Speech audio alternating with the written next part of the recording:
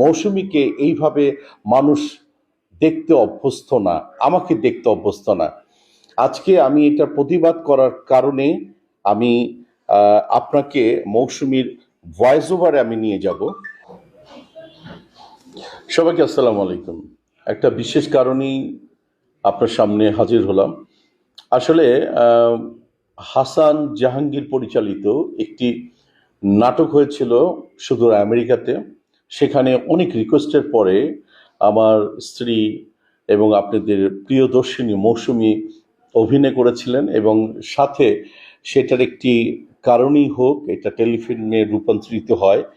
এতদিন পরে এখন এসে আমি দেখছি হাসান জাহাঙ্গীর এবং এটার প্রযোজক পরিচালক হিসেবে সেন্সর বোর্ড থেকে এটার অনুমোদন নিয়েছেন ছবি হিসাবে। কিভাবে এটা ছবি হয়? তার কাছে কি ছবির জন্য মৌসুমীর এগ্রিমেন্ট কোনো দেখাতে পারবেন হাসান জাহাঙ্গীর? অবশ্যই না। আমার মনে হয় যে আমি যতটুকু এটার প্রতিবাদ করছি, তীব্র প্রতিবাদ করছি এবং এটা বন্ধের আবেদন করছি, এটা কোনো রকমই একটি চলচ্চিত্র হিসাবে রিলিজ হতে পারে না। মৌসুমীকে এইভাবে মানুষ দেখতে অভ্যস্ত না, আমাকে দেখতে অভ্যস্ত না। আজকে আমি এটা প্রতিবাদ করার কারণে আমি আপনাকে মৌসুমীর ভয়েস ওভারে আমি নিয়ে যাব। কন্ট্রাক্ট ম্যারেজটা একদমই 1 ঘন্টার একটা নাটক ছিল। আর 1 ঘন্টার নাটক যেমন হয় একটা ছোট্ট গল্প, ঠিক ওরকমই একটা ছোট গল্প। একটা মেয়ের এই এদেশে আসার পর তার আমেরিকাতে স্ট্রাগল টাইমটা, এবং তার একজনের সাথে বিয়ে হয়, কন্ট্রাক্ট ম্যারেজ হয়। বাট সেই কন্ট্রাক্ট ম্যারেজ থেকে সে বের হতে পারে না।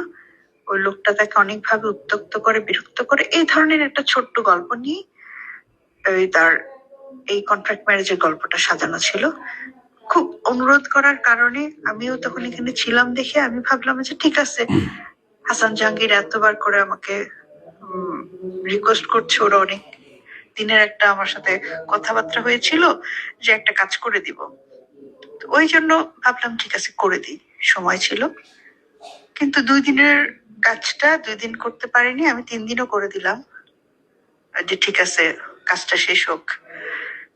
তারপরে সে এইটা আবার কিছুদিন পর আমাকে আবার যখন আসলো বললো যে আপা এটা তো 1 ঘন্টার নাটকের চেয়ে একটু ফুটেজ বেশি হয়েছে, তো আমার এই বিক্রি করতে গেলে যে খরচ হয়েছে আমার টাকা উঠতেছে না, আমি এটা টেলিফিল্ম বানাতে চাচ্ছি। ঢাকারও কিছু অংশ শুট করার পর এটা টেলিফিল্মের একটা ভালো ডিউরেশন হয়ে গেছে, তো এটা এখন যদি আমরা টেলিফিল্ম করি আপনার কি কোনো আপত্তি আছে? তখন আমি বললাম যে হ্যাঁ, কোনো আপত্তি নেই, যদি গল্পটা সুন্দর হয় টেলিফিল্ম আকারে করতে পারো তোমরা, কিন্তু আমাকে তো আমার টেলিফিল্মের অ্যামাউন্টটা দিতে হবে। তখন বললো যে ঠিক আছে আমি সেটা অ্যারেঞ্জ করবো আপনার জন্য। তো কি ডিমান্ড? তখন বললো যে আমার এখানে একটুখানি ফুটেজ লাগবে, আপনি আমাকে আর একটা দিন শুটিং করে দেন। ওর একটা দিন আমি আবার শুটিং করেও দিলাম, ছোট্ট একটু কাজ করতে চাইলো, করে দিলাম। এখানে কিন্তু এটা শেষ, যে ঠিক আছে সে ঢাকায় টেলিফিল্ম করে সে যে টাকা খরচ করছে টাকাটা তুলে ফেলবে, ভালো একটা চ্যানেলে চালাবে, ওকে ফাইন। কিন্তু ইদানিং আবার যখন শুনলাম হঠাৎ করে সে সেন্সর পেলো, সেটাকে ছবি বানাতে চাচ্ছে, এটা আমি খুবই অবাক হলাম যে আমাদের সেন্সর বোর্ডে এটা কিভাবে ছবি আকারে পাশ হলো বা কি হলো জানি না। আমি তাদের শ্রদ্ধা রেখে কথা বলতে চাই, এরকম ঠিক ছিল না বিষয়টা। আর আমি মনে করি না যে আমার একটা ক্যারিয়ারের মানে একটা এরকম, আমি যেখানে ছবি করি না সেখানে এরকম একটা গল্প দিয়ে আমাকে হুট করে একটা সিনেমার মধ্যে, সিনেমার আদ্যপন্ত কোনো কিছু আমি জানি না, সেখানে কোথায় আমাকে কাটপিসের মতন ব্যবহার করা হচ্ছে, এটাও ঠিক না। কিন্তু এটা আমি আশা করিনি, আসলে এটা হাসান জাহাঙ্গীরের কাছে আশা করিনি, এবং আমাদের সেন্সর বোর্ড কেন এই ধরনের একটা গল্পকে তারা পাশ করে দিল জানি না, আমি খুব কষ্ট পেলাম। তো এখন ছবি রিলিজ হওয়া উচিত কিনা আমি নিজে মনে করি যে হওয়া উচিত না, কিন্তু আইনগতভাবে আসলে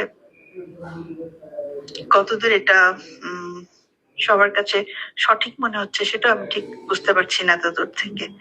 তো আমি আশা করব যে আমাদের পরিচালক সমিতি আছে, প্রযোজক সমিতি আছে, শিল্পী সমিতি আছে, সবাই যেন বিষয়টা বিবেচনা করে যে হ্যাঁ, প্লাস ছবির যে একটা রেমুনেশন হয় সেটাও কিন্তু আমাকে উনি এখনো দেননি।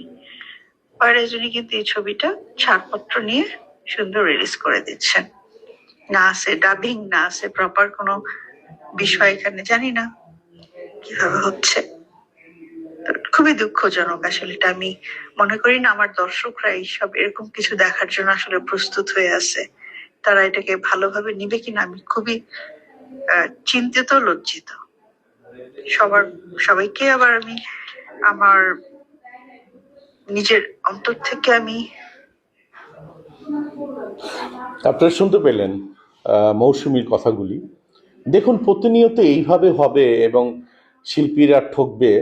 আমি বিনয়ভাবে হাসান জাহাঙ্গীরকে অনুরোধ করতে চাই যে ভাই, ব্রাদার, তুমি যেটা করেছো এটা কি সঠিক? একদমই সঠিক না। তোমার সামাজিক অবক্ষয় থেকে তুমি কতদূর তুমি প্লাস আছো না মাইনাস আছো, নিজেকে প্রশ্ন করো। তোমাকে আমি গালি দিব না, কোনো কিছুই করব না, কিন্তু তুমি যে কাজটা করেছো একদমই এটা সঠিক নয়। অবিলম্বে আমি এটা আইনের আশ্রয় নিব। প্লাস মৌসুমীর সাথে যদি তুমি ফোনে কথা বলে নিতে পারো, আমার পরিবারের সাথে যদি কথা বলে নিতে পারো, তোমার সেটা আমি ইনভাইট করছি, কিন্তু সেই চেষ্টাটা একদমই তোমার নেই। আর তুমি যে ধরনের কাজ করে এটাকে রিলিজ করছো, এটা আমি তীব্র প্রতিবাদ জানাচ্ছি আমি তোমার সিনিয়র ব্রাদার হিসাবে। আপনারা বিচার করবেন এই ছবির বিষয়। ধন্যবাদ। এবং সাথে আমি পরিচালক সমিতি, প্রযোজক সমিতি এবং শিল্পী সমিতিকে আমি চিঠি অলরেডি দান করেছি।